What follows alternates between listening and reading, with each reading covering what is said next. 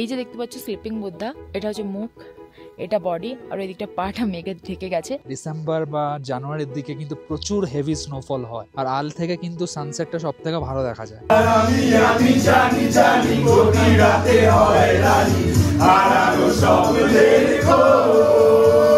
এখানে একটা 3 bedded room পেয়েছি, যেখানে আমাদেরকে 4 জনকে অ্যাডজাস্ট করতে হবে। সানরাইজ ইন হোটেলটাই হচ্ছে এখানে সব থেকে মানে বেস্ট আর পপুলার। রোডের যে এপাশের বাড়িগুলো তোমরা দেখছো, এগুলো সবই কিন্তু নেপালের মধ্যে পড়ছে, আর ওপাশে যে ভ্যালিটা রয়েছে সেটা কিন্তু ইন্ডিয়ার মধ্যে পড়ছে। প্রায় 10 কিলোমিটার এখনো বাকি সান্দাকফু, আর এই পুরো 10 কিলোমিটার রাস্তায় কিন্তু পুরো কাঁচা রাস্তা, মানে কোনো রোড নেই। पानी किस लिए ले रहे? 2 के लिए। क्यों?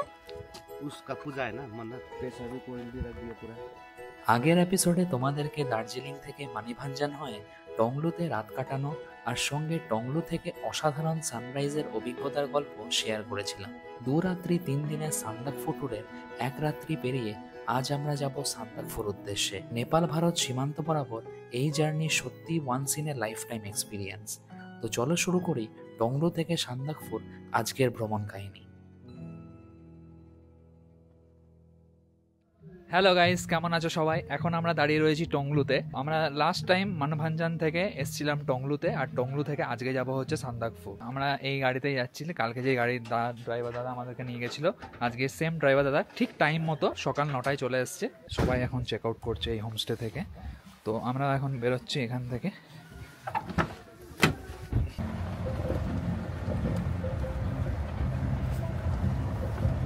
জাস্ট ক্যাব ছাড়লো, এখন 2 ঘন্টার মতো টাইম লাগবে সান্দাকফু পৌঁছতে। সামনে আসছে টুমলিং, আর এখানেই আমাদের প্রথমে থাকার কথা ছিল, বাট তারপর প্ল্যানে চেঞ্জ হয়। তোমরা চাইলে এই টুমলিংয়েও থাকতে পারো, টংলুতে হোমস্টে অ্যাভেলেবেল না থাকবে। আচ্ছা, এই সামনে দেখো তোমরা, এটা টুমলিং আসছে। এটার রাস্তাটা কিন্তু ইন্ডিয়ার রয়েছে, বাট যে মানে হোটেলগুলো বা বাড়িগুলো তোমরা দেখছো, এগুলো কিন্তু প্রত্যেকটাই নেপালের মধ্যে।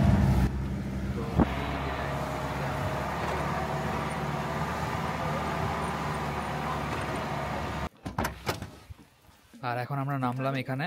এখানে হচ্ছে সিঙ্গালীলা ন্যাশনাল পার্ক। এখান থেকে আবার আমাদেরকে টিকিট কাটতে হবে। এই পার্কের ভেতর দিয়ে আমরা সোজা যাব হচ্ছে সান্দাকফু। এই যে এখানে দেখে নাও, পার্কের কিছু রুলস রয়েছে লেখা। আর এই হচ্ছে সিঙ্গালীলা ন্যাশনাল পার্কের যে মেন গেটটা, আর এদিকে টিকিট কাউন্টার রয়েছে।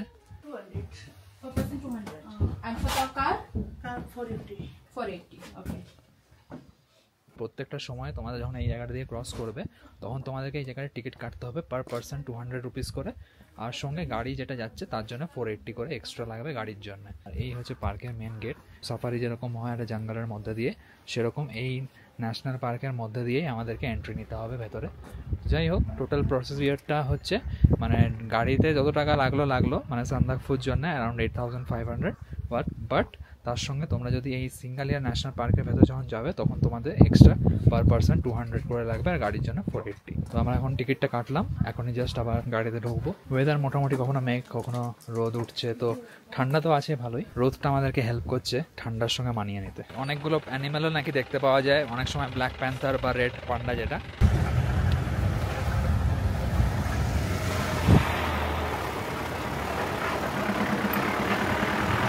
তো এখন আমরা জাস্ট বেরোচ্ছি হচ্ছে সিঙ্গালীলা ন্যাশনাল পার্ক। এন্ট্রি নিলাম এখন মেন গেট দিয়েই। তো ওইখানে চেকপোস্টে আধার কার্ড শো করতে হলো, আর যেটা আমাদেরকে স্লিপ দিয়েছিল টিকিট, সেটা দেখাতে হলো। যাই হোক, এখান থেকে অনেকগুলো নাকি মানে অ্যানিম্যাল দেখতে পাওয়া যায়, সব সময় পাওয়া যায় না, বাট কিছু কিছু সময় যদি লাক থাকে সঙ্গে তাহলে থাকবে। আর এদিকে চারদিকে তোমরা দেখতে পাওয়া যায় জঙ্গল রয়েছে, পাহাড়ের একটা ভ্যালির ভিউ, আর এই তার মাঝখান দিয়েই একটা সাফারির যেরকম রাস্তা হয় সেরকমই রাস্তা কিন্তু যাচ্ছে। রাস্তাটা খুব একটা খারাপ না, জার্কিং হচ্ছে, বাট খুব একটা প্রবলেম নয়। বোলেরো গাড়ি যেটা, সেই গাড়িতে তোমরা যদি আসো তাহলে তোমাদের অসুবিধা হবে না, আগেই বলেছি। বাট যদি তোমরা ল্যান্ড রোভার নাও মানিভাঞ্জান থেকে, তাহলে সেক্ষেত্রে কিন্তু তোমাদের অনেকটা জার্কিং হবে, তো সেটাতে প্রবলেমও ক্রিয়েট হতে পারে।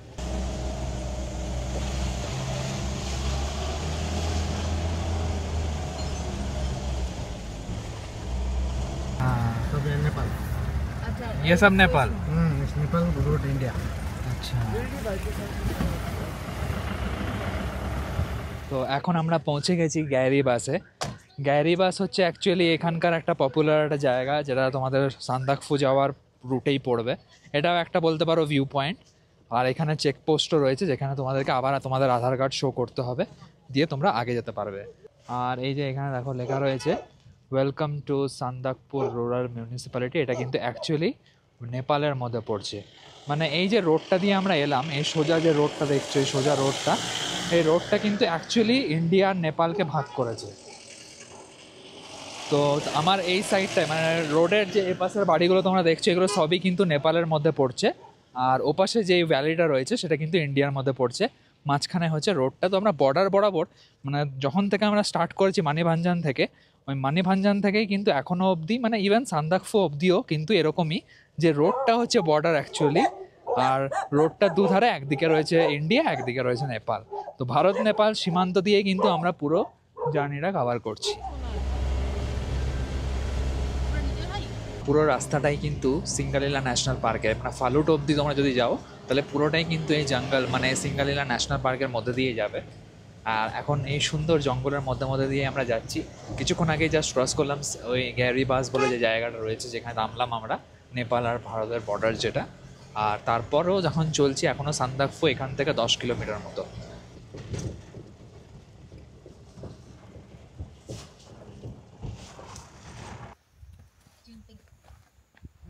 কি নাম এটা? চিম্পিং। চিম্পিং? কি হয় এটা? এটা পাহাড়ি এলাকা সময় হয় না, পাহাড়ি এলাকাতে নিঃশ্বাসের প্রবলেম হয়, গা গুলোয়। তো আমাদের কালকে হোটেলে দিয়েছিল এটা, এটা ডাস্ট বানিয়ে দিয়েছিল, বললো গরম জলের সঙ্গে খেয়ে নিতে। আর সত্যিকারে পুরো প্রবলেম সলভ হয়ে গেছিলো এটা পুরো রাস্তায়। তো আমাদের জার্নিটা যখন আমরা শুরু করলাম, তখন প্রথমে সিঙ্গালীলা পার্কে ঢোকার পর থেকেই কিন্তু আমরা নিচের দিকেই নামছিলাম। তারপর যখনই গ্যারিবাস এলো, তারপর থেকে আমরা ওপরে যাওয়া শুরু করলাম। তো প্রথমে নিচ, তারপর ওপর, আর এখন স্টার্ট হয়ে গেছে সেই খাতারনাক একটা রাস্তা, যেটা এত জার্কিং হয় যে মানে এখান থেকে প্রায় 10 কিলোমিটার এখনও বাকি সান্দাকফু। আর এই পুরো 10 কিলোমিটার রাস্তায় কিন্তু পুরো কাঁচা রাস্তা, মানে কোনো রোড নেই।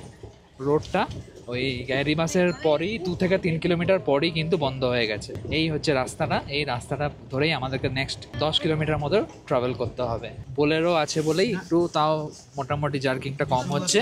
এটাই যদি ল্যান্ড রোভার থাকে তাহলে কিন্তু খুবই চাপ। তোমরা দেখতে পাচ্ছ আমার গাড়িটা কত মুভ করছে। তো এখন আমরা পৌঁছে গেছি হচ্ছে কালাপোখরিতে। প্রচণ্ড ঠান্ডা রয়েছে এখানেও, সান্দাকফুর আগে জাস্ট এটা মেন স্টপেজ। তো তোমরা দেখলে কি খারাপ রাস্তার মধ্যে দিয়ে আমরা আসছিলাম, প্রচণ্ড হাওয়া দিচ্ছে এই জায়গাটা। এরকম একটা সুন্দর ভ্যালির ওপর রয়েছে এই জায়গাটা। এই একটা লেক রয়েছে এখানে, ব্ল্যাক ওয়াটার বলছে এটাকে। এই গাড়ি আমাদের এখানে দাঁড়িয়েছে আর আমরা এখান দিয়ে উঠছি ওপরে। কি সুন্দর মেঘ দেখো উড়ে উড়ে যাচ্ছে আমার ব্যাকগ্রাউন্ড দিয়ে। তো খুব সুন্দর লাগছে এই জায়গাটা দেখতে। আর এই চারদিকেই কিন্তু মেঘ রয়েছে, মাঝে মাঝে সূর্যও দেখা দিচ্ছে আকাশে। কালাপোখরি যে জায়গাটা, এটা কিন্তু খুবই একটা পপুলার, মানে বলতে পারো একটা ডেস্টিনেশন। যখন তোমরা সান্দাকফু যাবে, একটা পপুলার একটা স্টপেজ, যেখানে তোমাদেরকে দাঁড় করালে তোমরা একটা ভালো ভিউ পয়েंट देखते पावे। किस लिए ले रहे पानी आप? पानी किस लिए ले रहे? दोस्त के लिए। क्यों? उसका पूजा है ना, मन्नत। अच्छा, ये कौन सा पानी है, मतलब इसका अच्छा पानी है ये? हाँ, ये एकदम।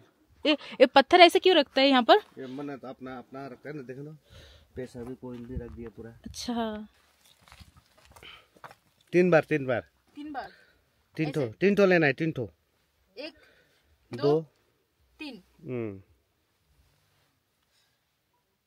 उसके बाद पैसा रखना है।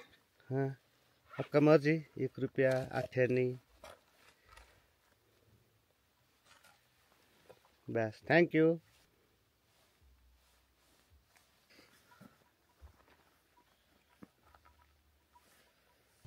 এখানে অনেকজন ফটোগ্রাফি করছে। এদিকে চারদিকে শুধু মেঘ আর মেঘ।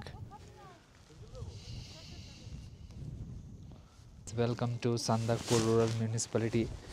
আর এই যে রেড কালারের ফ্ল্যাগটা দেখছো, এটা হচ্ছে নেপালের ফ্ল্যাগ।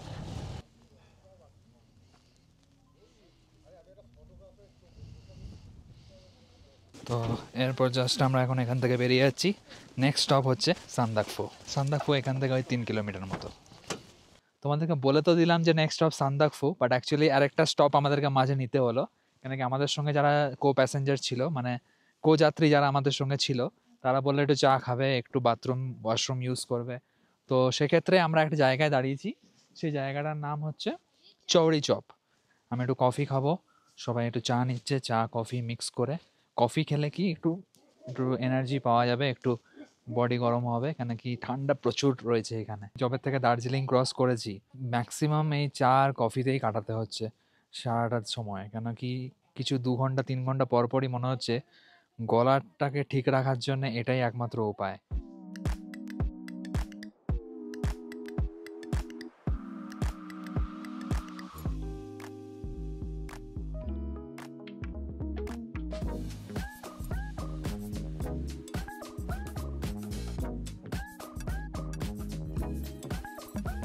ফাইনালি আমরা এসে পৌঁছলাম সান্দাকফুর সানরাইজ হোটেলে। সান্দাকফুতে একমাত্র এই সানরাইজ হোটেলটাই হচ্ছে সব থেকে জনপ্রিয় বা পপুলার। তার কারণ হচ্ছে একটাই, কেন কি এখানে বেশি কিন্তু হোমস্টে অ্যাভেলেবেল থাকে না। অনেকক্ষণ ধরেই ফোন করে ট্রাই করছিলাম বুক করার জন্যে, বাট শেষ অবধি ফোন লাগেনি, এখানে এসেই বুকিং করতে হয়। আর এই হচ্ছে আমাদের 3 বেডেড রুম। যেহেতু রুম নেই এদের কাছে অ্যাভেলেবেল, সেই জন্য আমাদেরকে 4 জন শুতে হচ্ছে এই 3 বেডেড রুমে। এখানে কোনো ব্যালকনি নেই, এই সাইডটাতে একটা ওয়াশরুম রয়েছে। তো এই রুমটাই আমাদের একমাত্র অ্যাভেলেবেল ছিল আজকে সানরাইজ ইন হোটেলে।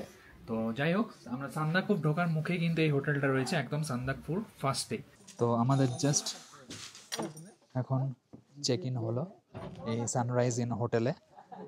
এই হোটেলটার বাইরে এখন আমরা দাঁড়িয়ে রয়েছি। এইখান থেকে আমরা ভাবছিলাম হয়তো রুম পাবো না, কেন কি এই সানরাইজ ইন হোটেলটাই হচ্ছে এখানে সব থেকে মানে বেস্ট আর পপুলারও। মেন হচ্ছে এখানে হোটেল পাওয়ার সমস্যা সান্দাকফুতে একটাই, যে সব সময় কিন্তু এখানে ভিড় প্রচুর থাকে, যেহেতু বেশি হোটেল নেই। এই লাস্ট টাইম আমরা টংলোতেও ছিলাম, এখানেও বেশি হোমস্টে ছিল না, হোটেল ছিল না। এখানেও সান্দাকফুতেও কিন্তু তাই। এখানে এইসব জায়গায় আগের থেকে বুকিং, যেহেতু এখনও ডেভেলপ হয়নি। রাস্তা দেখলে তোমরা প্রচণ্ড খারাপ রাস্তা, মানে এত খারাপ রাস্তা, মানে কোনোদিনও এরকম এক্সপেক্ট করিনি যে এরকম। শুনেছি যে সান্দাকফু রাস্তাটা অনেক খারাপ, বাট এতটা যে খারাপ হবে সেটা এক্সপেক্ট করিনি।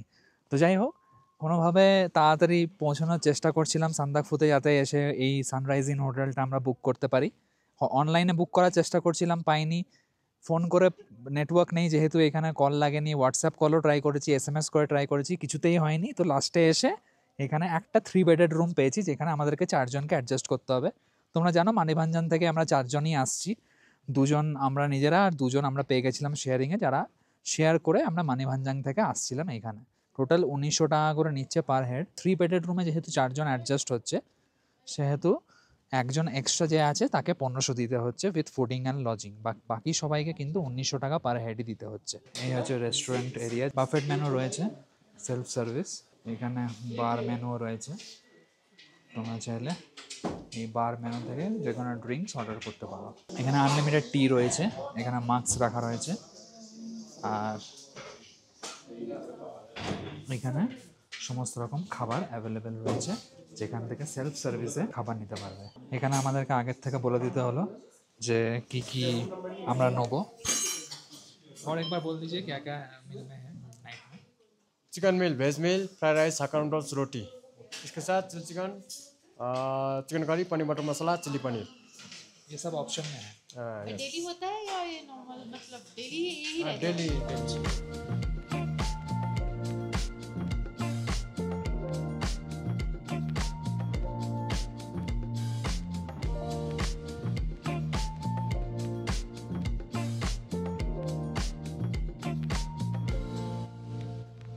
এখানে দেখো বাইরে সবাই, বাইরের থেকে দেখা যাচ্ছে রেস্টুরেন্টটা, আর এই হচ্ছে ভেতরে ঢোকার এন্ট্রি গেট। এখন আমরা নেক্সট এখান থেকে যাবো আরও 30 মিনিটসের একটা পয়েন্ট, তারপর ওইখানে গিয়ে দেখাচ্ছি। निकलने से आपका शाम को 7 बजे पहुंच जाएगा। ফালুট জায়গা সামবাজি हाँ আর ফালুট তো এটা অ্যাকচুয়ালি আমরা এখন থাকুম ভ্যালি যাচ্ছি, থাকুম চাংদু ভ্যালি। ও সামনে যে ভ্যালি যেটা দেখতে পাচ্ছ তোমরা, পুরো মেঘ হয়েছিল একটু আগেই, এখন হালকা হালকা জাস্ট ক্লিয়ার হচ্ছে। মানে থাকুম ভ্যালি যাওয়ার জন্য অ্যাকচুয়ালি আমরা 1500 এক্সট্রা পে করেছি। তো সেটার জন্যই দেখবো যে ওই জায়গাটা কীরকম। ওটা ফালুটের আগে, ফালুটটা হচ্ছে একদম এক্সট্রিম। লাঞ্চ করে নিয়েছি হোটেলে, দিয়ে এখন থাকুম ভ্যালি থেকে রিটার্ন করার সময় দাদা আমাদেরকে আলে ছেড়ে দেবে। আল থেকে কিন্তু সানসেটটা সব থেকে বেস্ট দেখা যায়। তো আশা করি ওই সানসেটটা আজকে দেখতে পাবো, কেন কি ওয়েদার কিন্তু খুবই খারাপ, আর এই রাস্তাও কিন্তু খুব একটা ভালো নয়।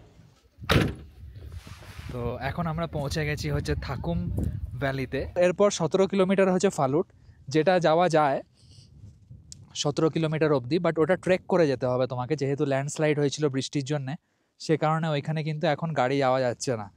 তো নিচ থেকে যখন আমরা বুকিং করেছিলাম গাড়ি, তখন কিন্তু আমরা এই থাকুম ভ্যালি পর্যন্তই বুক করি, কেন কি গাড়ি কিন্তু এর বেশি যাচ্ছে না, কেন কি এমনি রাস্তার অবস্থা যা দেখতে পেলে তো সম্ভব নয় এর বেশি যাওয়া। যাই হোক, আপাতত এই হচ্ছে থাকুম ভিউ পয়েন্ট বা থাকুম ভ্যালি। চারদিকে দেখছো পুরাটা ভ্যালির মতো রয়েছে। যেখানে সান্দাকফুতে আমরা হোটেল নিলাম, হোটেল সানরাইজ ইন, ওই পার্টিকুলার সানরাইজ ইন থেকে এখানে আসতে কিন্তু মাত্র আধা ঘন্টার মতোই টাইম লাগলো। রাস্তা খুবই খারাপ, রাস্তা যদি ঠিক থাকতো তাহলে 5 মিনিটেই পৌঁছে যেতাম। তো এই জায়গাটা ডিসেম্বর বা জানুয়ারির দিকে কিন্তু প্রচুর হেভি স্নোফল হয়। সান্দাকফু হচ্ছে অ্যারাউন্ড 10,400 ফিট, যেটা ওই 3,200 মিটার মতো। তো এটা কিন্তু তার থেকেও ওপরে। তো সেখানে তোমরা সান্দাকফু থেকে মাত্র 30 মিনিট ট্রেক, মানে গাড়িতে 30 মিনিটস লাগলো, বাট রাস্তা যা অবস্থা, তোমরা যদি হেঁটে বা ট্রেক করে আসতে চাও সেক্ষেত্রেও কিন্তু 1 ঘন্টার মতোই টাইম লাগবে। প্রচুর মানে কনকনে ঠান্ডা যাকে বলে, অ্যারাউন্ড 2 ডিগ্রির মতো টেম্পারেচার রয়েছে এখানে। খুব সুন্দর একটা জায়গা, একদম নিরিবিলির মধ্যে, খুব বেশি লোক এখানে আসে না। ফালুট হচ্ছে এর পরে, লাস্ট এখান থেকে 17 কিলোমিটার দূর হচ্ছে ফালুট। একবার হয়তো তোমরা ভিজিট করতেই পারো যদি তোমরা সান্দাকফু আসছো, আর যদি ফালুট অব্দি যেতে দিচ্ছে না, বা তোমাদের ইন্টারেস্টেড নাও যে আরও এরকম রাস্তায় তোমাকে আরও 3-4 ঘন্টা জার্নি করতে, সেক্ষেত্রে তোমরা অ্যাটলিস্ট এই আধা ঘন্টার মতো জার্নি করে সান্দাকফু থেকে এই থাকুম ভিউ পয়েন্টটাতে আসতে পারো, যেখান থেকে এরকম একটা সুন্দর ভিউ পাবে। আর শীতকালে আসলে তো স্নো গ্যারেন্টিড। এইসব জায়গায় আসার মজাই এটা, যে তোমরা শীতের পোশাক ভালোভাবে পরে এসো, আর কোনো চিন্তা নেই, যা ইচ্ছা হবে দেখা যাবে। শুধু কনসেন্ট্রেট করো জায়গাটাকে, এনজয় করো জায়গাটাকে, কেন কি এরকম সুযোগ প্রতিদিন কিন্তু আসবে না। এরপর যখন আমরা সান্দাকফু রিটার্ন যাব, তখন রাস্তায় আল পড়বে, আর আল থেকে কিন্তু সানসেটটা সব থেকে ভালো দেখা যায়। তো চেষ্টা করব ওইটার সময় যেন কোনো রকম মেঘ ডিস্টারবেন্স না হয়, যাতে আমরা ওই ভিউটা, সানসেটের সুন্দর ভিউটা যেন ক্যাপচার করতে পারি।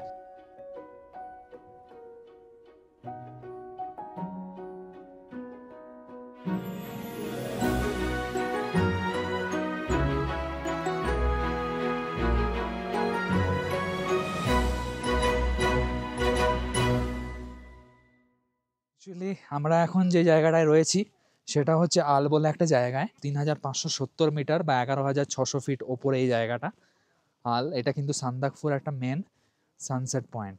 আমার গলাটা একটু বসে গেছে, কেন কি সকাল থেকেই এই হঠাৎ দার্জিলিং থেকে আমরা এখানে এলাম, আর এত ঠান্ডার মধ্যে, মানে প্রচণ্ড ঠান্ডা এই মুহূর্তে এই জায়গাটায় কিন্তু মানে 0 ডিগ্রির কাছাকাছি টেম্পারেচার রয়েছে।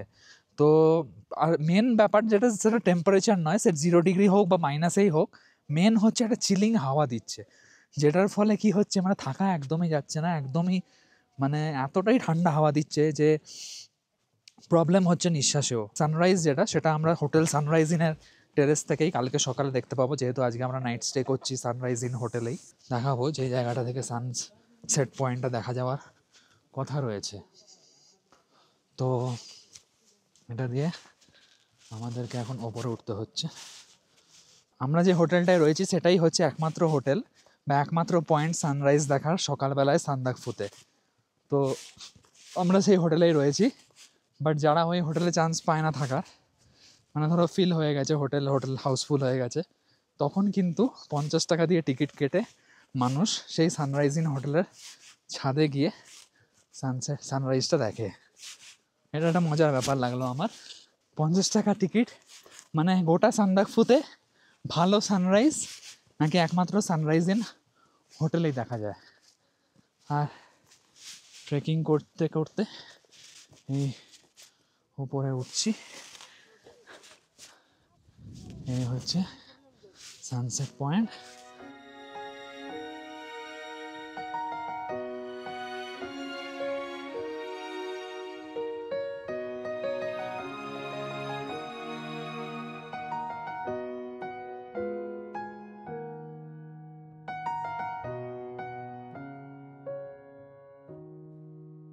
যতটা সম্ভব আমরা ট্রাই করলাম, বাট সানসেটটা এই মুহূর্তে ভাগ্যে নেই। সকালে আগের ভিডিওতে তোমরা আই থিঙ্ক দেখেছিলে টংলুতে আমরা সানরাইজটা খুব সুন্দর দেখেছিলাম, আর আশা করি সানরাইজটা আমরা দেখতে পাবো কালকে যখন সান্দাকফুর সানরাইজ ইন হোটেলে থাকবো তার টেরেস থেকে। মানে ওয়েদারের তো পাহাড়ি এলাকায় কোনো বিশ্বাস নেই, যে কোনো মুহূর্তে চেঞ্জ হয়ে যেতে পারে।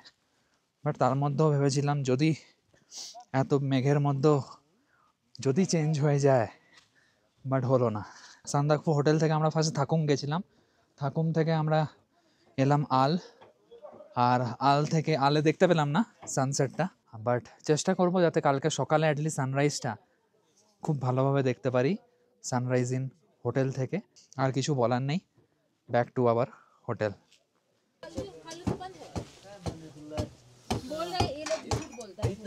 इतना अच्छा व्यू मिलता था। पूरा नीला पड़ गया।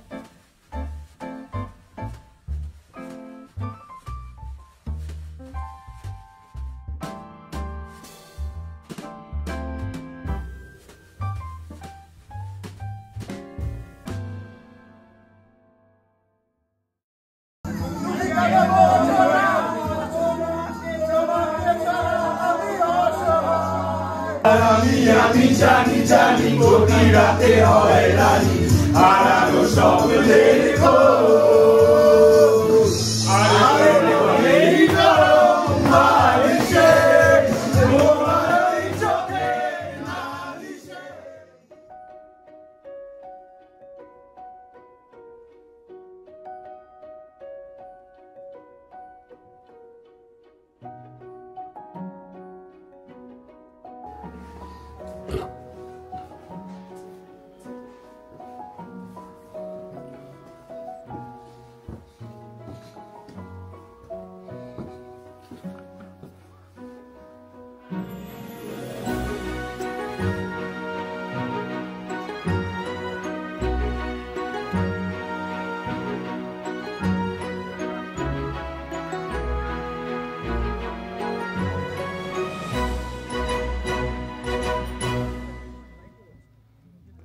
গুড মর্নিং তোমাদের সবাইকে। এখন আমি দাঁড়িয়ে আছি সানরাইজ ইন হোটেলের ছাদে।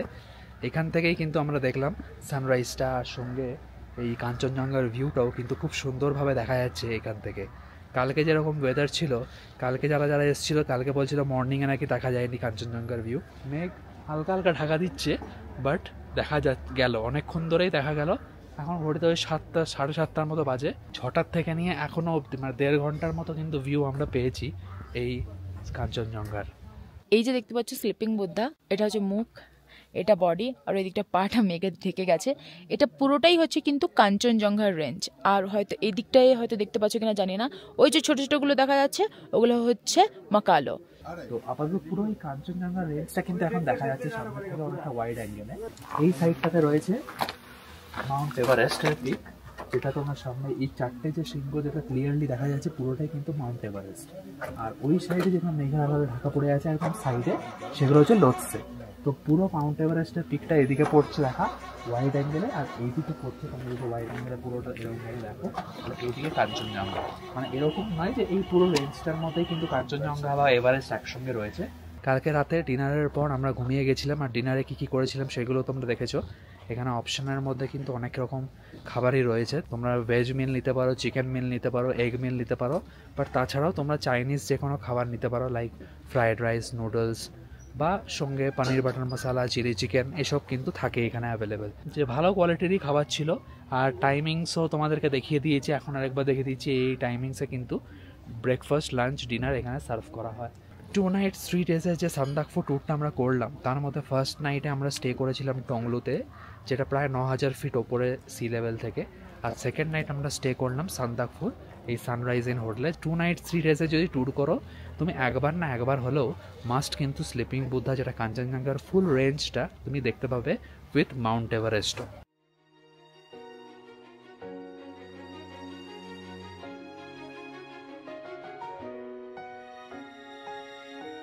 আমরা এখন ব্রেকফাস্ট করতে নামছি। ব্রেকফাস্টে কী কী এখানে মেনু রয়েছে সেগুলো তোমাদেরকে দেখাবো।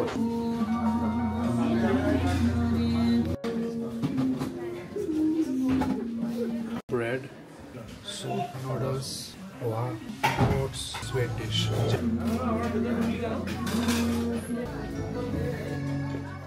এই জাস্ট আমরা এখন বেরিয়ে যাচ্ছি এখান সানরাইজ ইন হোটেল থেকে। তো এরপর আমরা নেক্সট যাবো এখান থেকে পেলিং। 2 নাইটস 3 ডেজের সান্দাকফুর এই জার্নিটা তোমাদের কেমন লাগলো তোমরা অবশ্যই কমেন্ট করে জানিও। ভালো লাগলে লাইক, শেয়ার, কমেন্ট, সাবস্ক্রাইব সব কিছুই করে আমাকে হেল্প করতে পারো, সাপোর্ট করতে পারো। Thanks for watching my video guys. My name is Prasun. See you in the next video. By.